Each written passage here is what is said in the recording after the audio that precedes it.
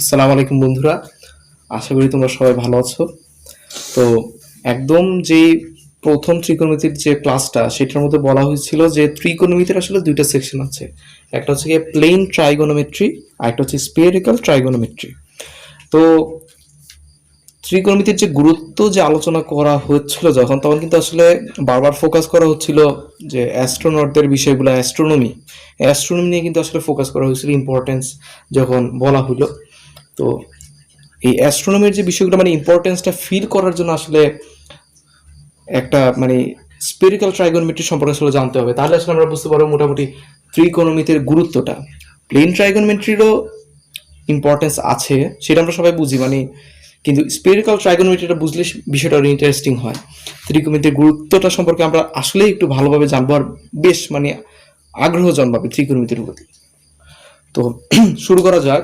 স্পিরিক্যাল trigonometry, এই যে শাখাটা, এটা কিন্তু আসলে আলোচনা করা হয় অন্য একটা সেকশনের মধ্যে। ত্রিকোণমিতির একটা অন্যতম সেকশন হচ্ছে ইউনিভার্সাল হাইপারবোলিক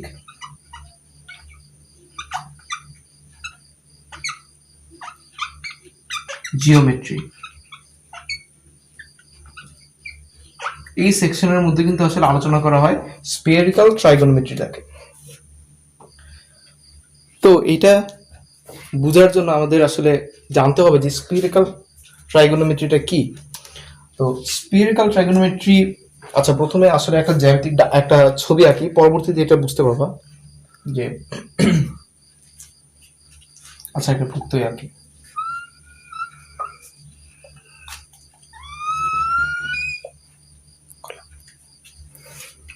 তো এইটা যদি একটা সার্কেল হয়, ধরলাম আমি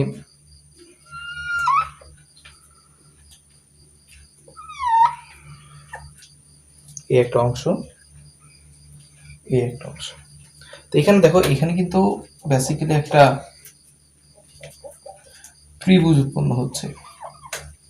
দ্যাট ইজ, এটাকে আমি ধরলাম, এই ভার্টেক্সটাকে ধরলাম আমি এ, এই ভার্টেক্সটাকে আমি ধরলাম বি, এবং এই ভার্টেক্সটাকে আমি বললাম সি। আর এর বিপরীত বাহুর এই যে এই দৈর্ঘ্যটা, এই দৈর্ঘ্যটাকে আমি বললাম এ, এই বি কোণের বিপরীত বাহুকে বলতেছি আমি বি, এবং সি কোণের বিপরীত বাহুকে আমরা বললাম সি। এই যে ত্রিভুজটা এ বি সি, তো স্পিরিক্যাল ট্রাইগোনোমেট্রি হচ্ছে, বলতে পারি আমরা spherical trigonometry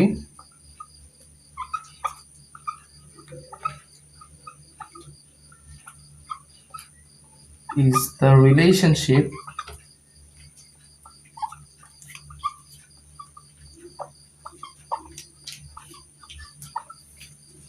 between vertex A, B and C, sorry আচ্ছা and কথা নাই দেখি, B and C and the spherical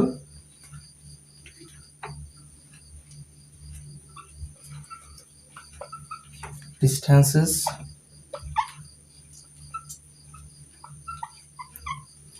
A, B, C। অর্থাৎ স্পিয়ারিক্যাল ট্রাইগোনোমেট্রি ইজ এ রিলেশনশিপ, মানে স্পিয়ারিক্যাল ট্রাইগোনোমেট্রি হচ্ছে যে একটা গোলকের মধ্যে যে এই যে ত্রিভুজটা, এই ত্রিভুজের যে ভার্টেক্স অর্থাৎ শীর্ষবিন্দু মানে এ, বি এবং সি, এই শীর্ষবিন্দুগুলো এবং এই শীর্ষবিন্দু দ্বারা যে এই যে বাহুগুলো হচ্ছে, এই বাহুগুলো যে উৎপন্ন হচ্ছে A C B C A B, এই বাহুগুলোর যে দৈর্ঘ্য, এটাকে কিন্তু বলা হচ্ছে যে স্পিরিক্যাল ডিস্টেন্সেস। আমরা যে ডিস্টেন্স সম্পর্কে জানি সেটা কিন্তু আসলে প্লেন ডিস্টেন্স। কিন্তু গোলকের উপরে যদি আমরা যেমন একটা ফুটবল কল্পনা করতে পারি, যে সাদা কালো ফুটবলে যে সাদা কালো মানে জায়গাগুলো আছে, ওইটাকে যদি আমরা একটু স্লাইস করি, মানে এই একটা বৃত্ত, এই বৃত্ত মানে এইটা একটা বৃত্ত না, ধরো এটা একটা গোলক, মানে একটা 3 ডাইমেনশনাল থিংস। তো এটাকে যদি মাঝখান দিয়ে কাটি, তো মাঝখান দিয়ে কাটার পরে দেখা যাবে যে এই অংশটাকে যদি আমি এইভাবে করে দেখি, এই অংশটাকে যদি আমি ফুটবলকে ধরো মাঝখান দিয়ে কাটলাম, তো কাটার পরে এই অংশটাকে যদি আমি এইভাবে করে দেখি, এইভাবে করে আমার দিকে যদি আমি দেখি, তাহলে কিন্তু এখানে একটা বৃত্ত পাবো। আমি কিন্তু কাটছি, এইভাবে তাকালে কিন্তু এটা একটা অর্ধবৃত্ত, কিন্তু এই কাটা অংশটা কিন্তু একটা বৃত্ত।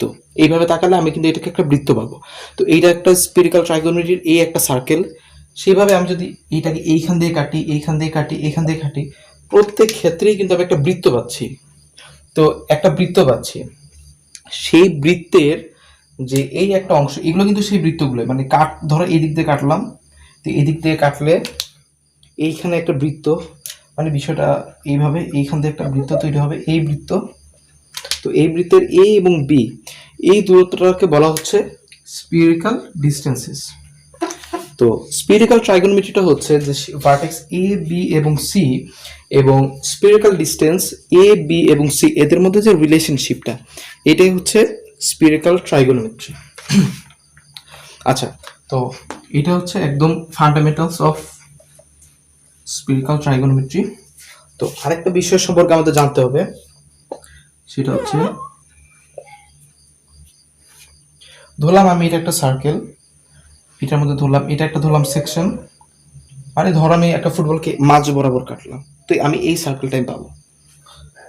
এই বরাবর কাটলাম, এই বরাবর কাটলাম, মানে এই বরাবর একটা কাটলাম, তাহলে এই সার্কেলটা পাবো।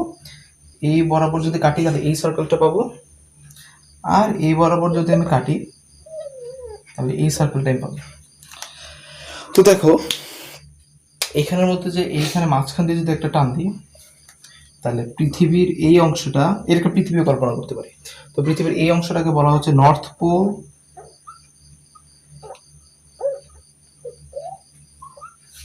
আর এই অংশটাকে বলা হচ্ছে সাউথ পোল।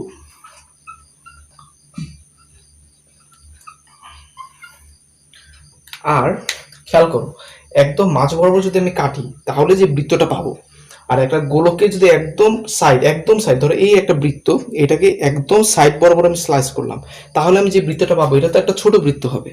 কিন্তু যখনই আমি একদম মাঝ বরাবর যাব, তাইলে মাঝ বরাবর যদি আমি সেকশন করি, তাহলে যে বৃত্তটা আমি পাবো সেটা কিন্তু সবচেয়ে বড় বৃত্ত হবে। তাহলে বুঝতে পারবো, মানে একটা জিনিস মনে রাখতে হবে যে একটা গোলককে যদি কাটলে আমরা যে সেকশন এরিয়ার মধ্যে যেই আমরা সার্কেলটা পাই, তাদের মধ্যে যেই সার্কেলটা হচ্ছে সবচেয়ে বড়, সেই সার্কেলটাকে আমরা বলি গ্রেট সার্কেল, দ্যাট ইজ বলা হয় ইকুয়েটর।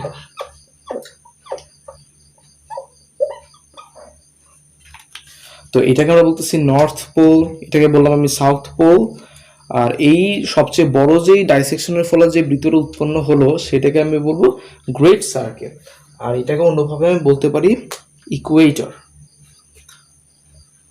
তো এই গেল আরেকটা আলোচনা।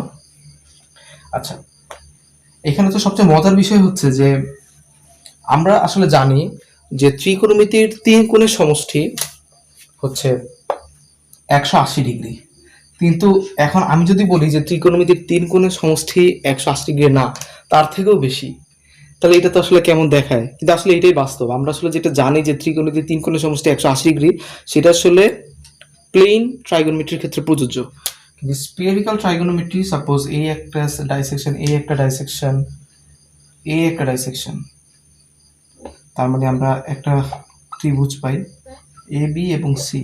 এই ত্রিভুজটাকে আমি যদি এখানে আঁকি, এ বি সি, এখানে একটা জিনিস খেয়াল করো, এটা কিন্তু 180 ডিগ্রি না। কেন কি? এটার প্রমাণ কি? 180, এটা কিন্তু একটা ত্রিভুজ স্পিরিক্যাল ট্রাইগোনোমেট্রির ক্ষেত্রে, এটা একটা স্পিরিক্যাল ট্রায়াঙ্গেল, এটা কিন্তু 180 ডিগ্রি থেকে বেশি। কিভাবে? ধর আমি এখানে একটা ত্রিভুজ আঁকলাম, এটার ভিতরে একটা ত্রিভুজ আঁকি, এটা হচ্ছে প্লেন ট্রাইগোনোমেট্রি। দেখো এই যে কোণটা, এই কোণ থেকে তো অবশ্যই এই কোণটা বড়, এই যে কোণটা, এই কোণ থেকে তো অবশ্যই এই কোণটা বড়, এই যে কোণটা, এই কোণ থেকে কিন্তু এটা বড়। তাহলে দেখো এইখানে এই 3টা কোণের সমষ্টি যদি হয় 180 ডিগ্রি, তাহলে এই 3টা কোণের সমষ্টি অবশ্যই গ্রেটার দেন 180 ডিগ্রি হবে। অনেক ক্ষেত্রে এটার রেঞ্জ কতটুকু হতে পারে? এখন প্রশ্ন হতে পারে যে স্পেরিক্যাল ট্রাইগোনোমেট্রির তিন কোণের সমষ্টি যেহেতু গ্রেটার দেন 180 ডিগ্রি, তাহলে এটার লিমিট কতটুকু হতে পারে, মানে কত থেকে কতর মধ্যে হতে পারে? এই লিমিটটা হচ্ছে গ্রেটার দেন 180 ডিগ্রি থেকে less than or equal 270 degree. কেননা প্রত্যেকটা বাহুর দৈর্ঘ্য সর্বোচ্চ 90 ডিগ্রি পর্যন্ত হতে পারে। তো তিন কোণ যদি 90 ডিগ্রি হলো ম্যাক্সটাই যদি হয়, তাহলে সেটা 270 ডিগ্রি হবে। তো আমরা বলতে পারি যে ত্রিকোণমিতিক তিন কোণের সমষ্টি যে 180 ডিগ্রি, সেটা কিন্তু সব ক্ষেত্রে না। সেটা হচ্ছে কি প্লেন ট্রায়াঙ্গেলের ক্ষেত্রে ত্রিভুজের তিন কোণের সমষ্টি 180 ডিগ্রি। কিন্তু স্পিরিক্যাল ট্রাইগোনোমেট্রির মধ্যে যে স্পিরিক্যাল ট্রায়াঙ্গেলটা, সেইটার তিন কোণের সমষ্টি কিন্তু গ্রেটার দেন 180 ডিগ্রি, কিন্তু 270 ডিগ্রি থেকে ছোট বা সমান। আশা করি ভিডিওটা ভালো লাগবে।